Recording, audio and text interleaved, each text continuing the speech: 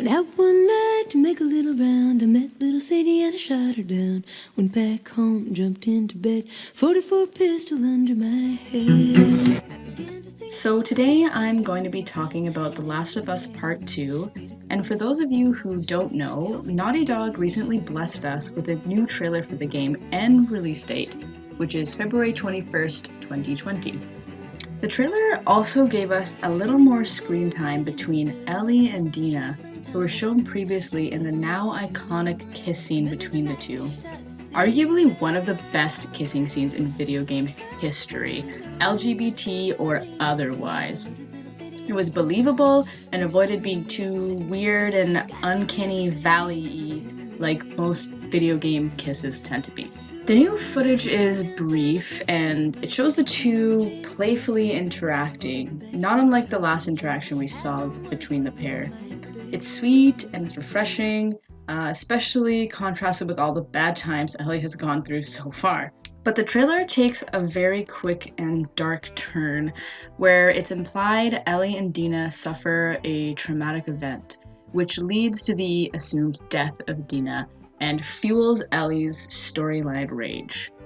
I am both elated at this revenge your love trope being showed with a queer couple and also concerned that the bury your gays trope continues to be showcased in a number of forms of medias, gaming included. For those of you who don't know, the bury your gays cliche is the presentation of deaths of LGBTQ characters where these characters are more expendable than their heteronormative counterparts.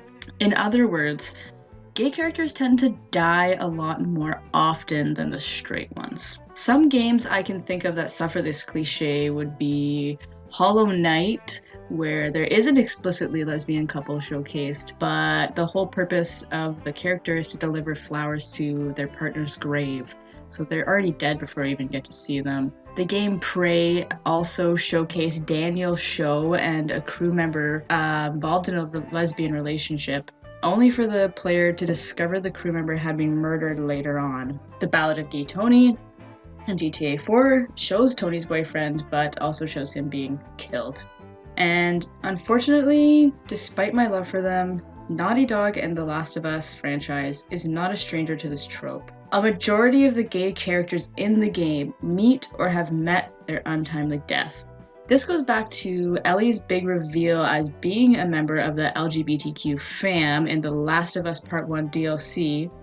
The DLC showed Ellie kissing Riley, her schoolgirl crush, and it was followed shortly thereafter by the death of Riley. The eccentric character of Bill is also revealed to be gay in The Last of Us Part 1. However, we discover as well his partner died off-screen before the events of the game. We don't know what happened to Bill afterwards, but let's all hope he's alive and well. Finally, that brings us to today, with the implied death of Dina. This is not a great track record for Naughty Dog, with the majority of the gay characters having been killed before they received much or any screen time at all. There's also the issue with Naughty Dog queerbaiting us all with Uncharted: The Lost Legacy, but that's another video for another time. In their defense though, I think the deaths of these characters adds a lot to the story and to the world of The Last of Us. Riley's death gave us insight into the hardships Ellie suffered before meeting Joel, and explained her already hard and bitter attitude. Bill's partner death shows the loss and devastation everyone had to face before the events of the game, even the gay ones. And finally, Dina's death seems to be the catalyst for the entire plot of The Last of Us 2, and so that can be forgiven.